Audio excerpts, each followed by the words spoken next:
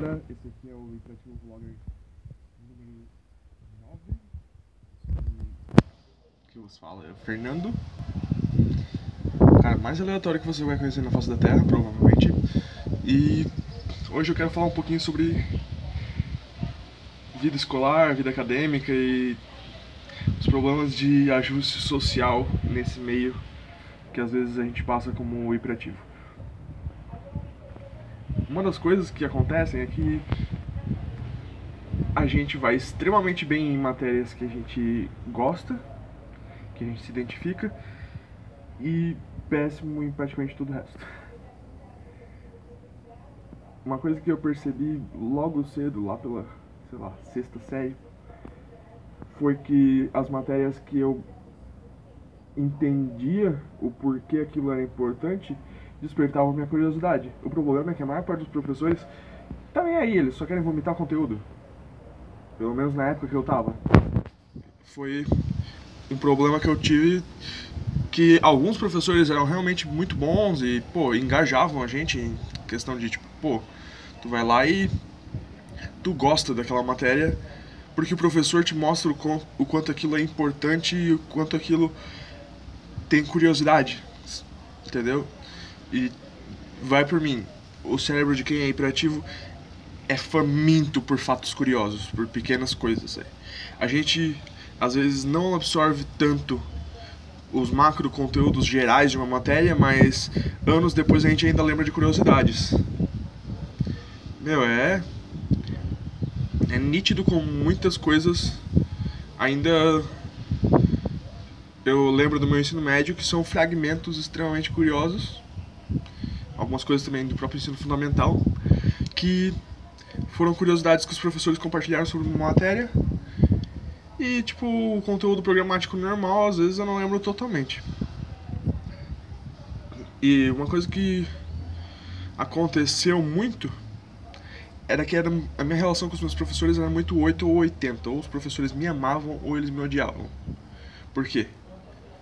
Porque eu era o cara que conseguia prestar atenção no assunto, conversar e desenhar ao mesmo tempo. Porque eu captava fragmentos do que o professor estava falando, e como eu já tinha lido muito provavelmente a apostila e tal, eu sabia onde que ele estava mais ou menos na matéria, se era uma matéria que eu gostava.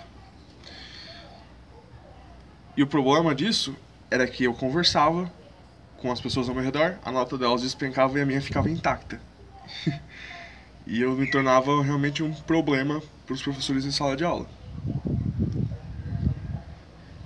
Daí acontecia de, por exemplo, o professor vir interromper uma conversa que eu estava tendo com alguém que estava do meu lado e me fazer uma pergunta sobre o assunto que ele estava falando e eu responder com exatidão na cara deles. Não porque eu estava prestando atenção na aula, mas porque eu sabia mais ou menos em que parte do assunto eles estavam, e eu já tinha lido a apostila praticamente inteira no começo do ano. Se era um assunto que eu gostei, eu ia lembrar. E, tipo, outra coisa que acontecia muito era de eu interromper a aula para fazer um questionamento sobre alguma coisa que era do próximo assunto, que encaixava nesse. E daí o professor ter que fazer, tipo, pera lá, tô chegando lá nesse assunto ainda não tá na hora de falar sobre isso. E, por exemplo, o que aconteceu no meu ensino médio, principalmente nas aulas de filosofia, era que algumas aulas ocorria de... A aula inteira se resumia entre um debate entre eu e o professor.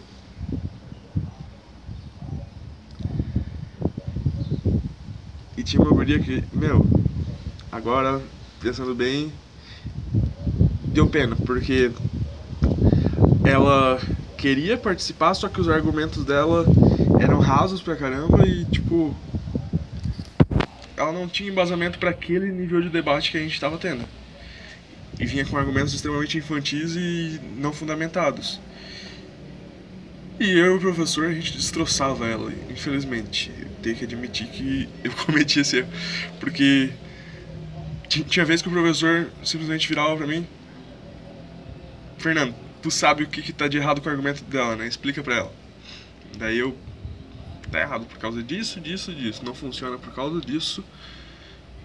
Dentro desse contexto, isso aqui que é o que funciona por causa dessa relação com esse assunto e pá, e acabava com ela, tá ligado? É complicado. Um dos problemas de ser hiperativo é que a gente tende a monopolizar as atenções ao nosso redor. Isso é uma bosta. Eu sei que eu tô errado nisso. Eu tenho essa tendência, eu tenho que lutar contra ela o tempo todo. Sempre que eu tô em rodas de amigos, eu... sei lá, vem aquela tentação automática de tentar virar o centro das atenções, quando nem sempre isso é apropriado. E... sei lá, eu mudei muito no último 1 ano e meio em relação a isso. Se pegar o Fernando de 1 ano e meio atrás, eu era insuportável em relação a isso. Eu era o cara que, tipo, o tempo todo tinha que ter a última palavra. Nossa, um helicóptero? É.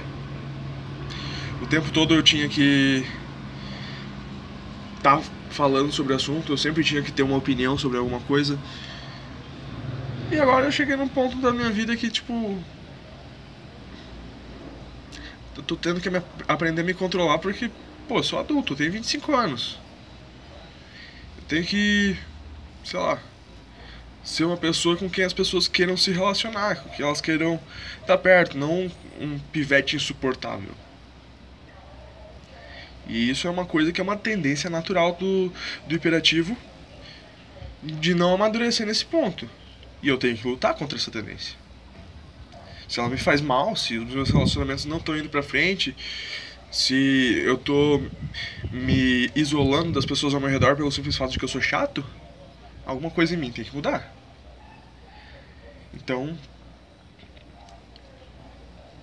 é algo que, sei lá, eu cheguei nessa consciência há 1 ano e pouco atrás e por aconselhamento de amigos e tal, e tem me ajudado muito a repensar as minhas atitudes e a forma como eu dialogo com as pessoas. E, meu, sinceramente, se você é hiperativo, eu te aconselho a começar a rever a forma como você se comporta nas conversas. Se você está sempre tentando monopolizar a atenção, se você tem que ter uma opinião sobre tudo e todas as pessoas têm que te ouvir porque sim, tá ligado? Porque você é foda. Você não é. Você é igual a todo mundo. Você pensa diferente, não quer dizer que por isso todo mundo tem que te ouvir. Cai na real.